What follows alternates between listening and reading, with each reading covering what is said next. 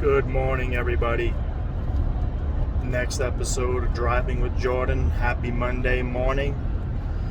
One thing I wanted to talk about today is a pretty heavy topic, and it's faith. And that'll probably scare a lot of people away. I know it would have scared me away a couple years ago. But I'm talking about it in, obviously, it could be religious context, secular context, just having faith that you're going to overcome obstacles and whatnot. But the reason it came up this morning, I just finished a book by Thich Nhat Hanh. I think I got his name right. I always butcher everybody's names.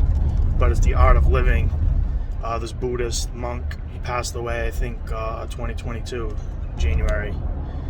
But, it's a lot of Buddhist principles. So it's a lot about, he's considered one of the fathers, like mindfulness, this Vietnamese monk. But Jen and I, had this thing happen this morning that, again, we've just, over the last few years and even longer, especially in Jen's case, but we've kind of seen things, that happen that kind of defy rational logic, and have worked out for the better.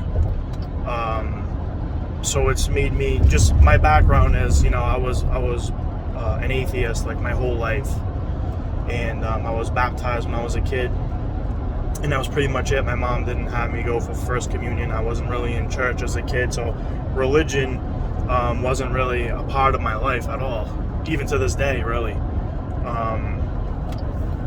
But it's funny, my kids just approached me. We put our kids in Catholic school, so my kid just approached me recently. I didn't want to have them baptized because I didn't agree with, obviously they couldn't consent. They'd have no idea what was going on when they're babies. And, I figured when they got old enough, if they could choose to follow whatever path they wanted to, once they were old enough to know better. And both my daughter and my son, within the last 2 weeks, said they want to be baptized. So, my wife and I are definitely going along with that. My wife is religious, so my mom's been threatening to have my kids baptized behind our back for years. But the real first time I started questioning, like supernatural entities and whatnot was, I always tell people, one of the best books I've ever listened to was audiobooks was The War of Art by Steven Pressfield. First two sections of that book are so spot on about being a professional, showing up for work. This dude was just banging his head against the wall trying to be a writer for decades, and then finally broke through. And so that really resonated with me. But then the third section of his book is all about what he calls the muse, which is like this supernatural force that's just in the universe, and basically where creativity and ideas come from and whatnot. And I was such a skeptic. I didn't believe anything if you couldn't show me on paper or point to it or something tangible, that I thought, like, wow, it really made me question my own thoughts on the topic. Like, I thought, how could this guy be so spot on like the first 2/3 of his book, and then the last thirds kind of go off the reservation? So it was the first kind of thing that made me question, basically supernatural forces in the world. And he doesn't go as far to call it like God or anything like that. He doesn't know, because obviously there's a lot of controversy about that. People have their own thoughts, different religions and whatnot. I try to separate religion and philosophy because I do think they're separate. Like I said, I'm big on Stoicism. I've been listening a lot about Buddhism for the last couple of years too, and I like, the more you learn about these things, they have a lot of shared themes. But even if you're not sold out on any of this stuff, just the idea of faith, again, if you're totally secular, it's like, I worked with a woman at my last job, this woman, Gail, shout out to her, and she told me something pretty profound one day, and she said, life is just a series of like problems to navigate. And that could sound like a fatalistic view, but it's a realistic view. First off, it is the reality. That is what life is. And then, obviously there's also a lot of blessings in there, a lot of good things that happen, which you kind of don't have to worry about those, right? So she's basically saying you got to just kind of navigate all the problems because all the good things are easy to walk through. And so knowing that life is, and again, she's not the first person to ever say that, right? A lot of Stoics and people have been talking about this for thousands of years. But once you come to terms with that, then you just have to have faith, right? That you can overcome, right? So like I said, personally, my wife and I have been dealing with some stuff.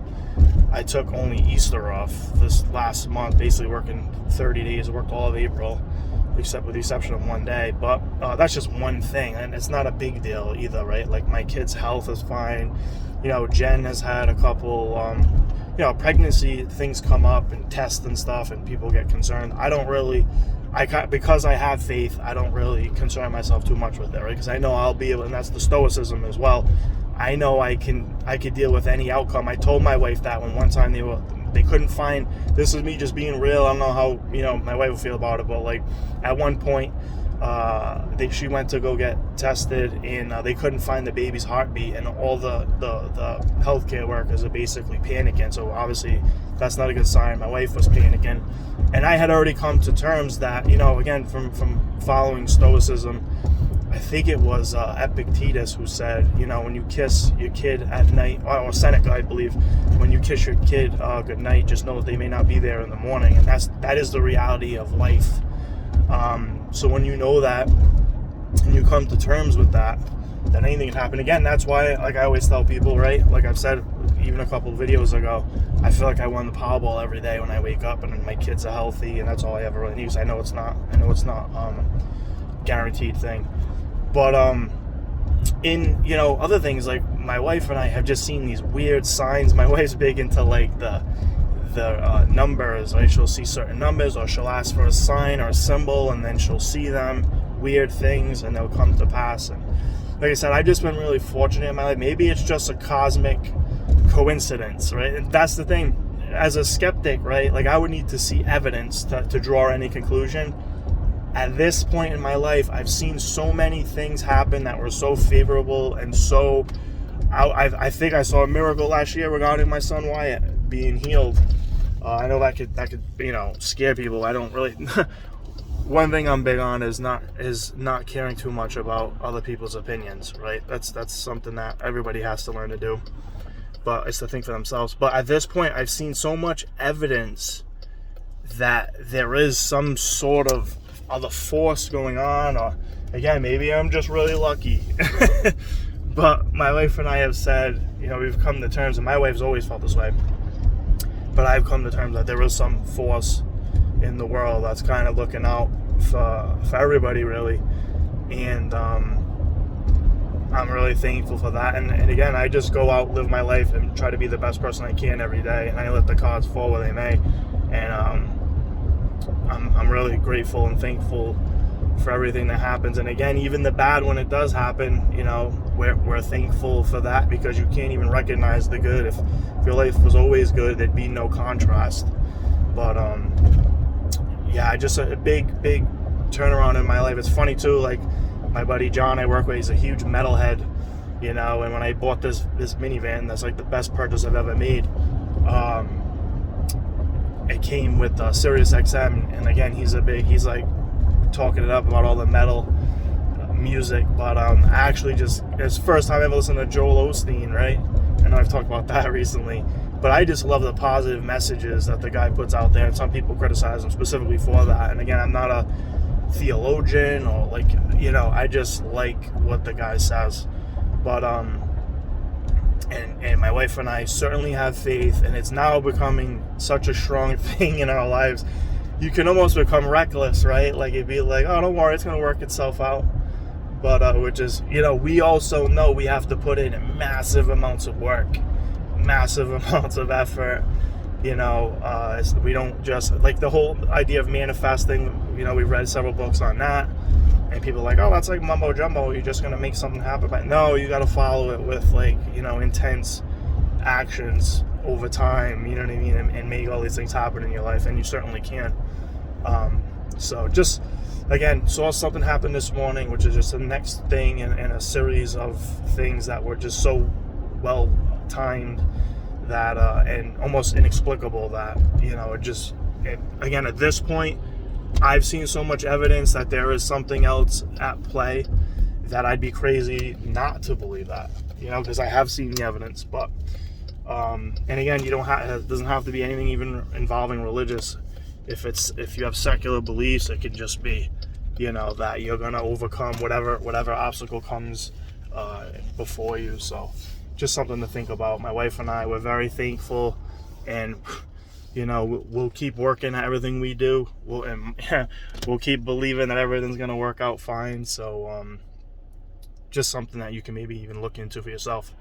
But that's that. Have a great day. Talk to you soon.